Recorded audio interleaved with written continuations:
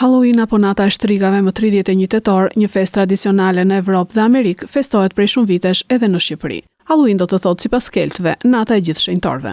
Në këtë ditë njerëzit maskohen gdhendin kunguj simbolik kësaj feste, zbukurojnë shtëpitë dhe shkojnë në çdo shtëpi për të kërkuar ëmbëlsira dhe shikojnë filma të frikshëm.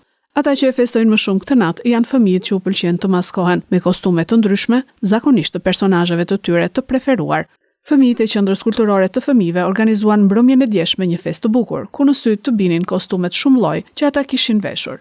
Fëmijët bën edhe një sfilat për treguar kostumet e tyre të veçanta. Sipas psikologëve, edhe pse duket si festë e frikshme, Halloween është pozitiv për fëmijët, sepse i ndihmon ata të bëjnë të fortin dhe trimin, i ndihmon ata të rriten duke thyer për një natë disa rregulla të vendosura nga të rriturit.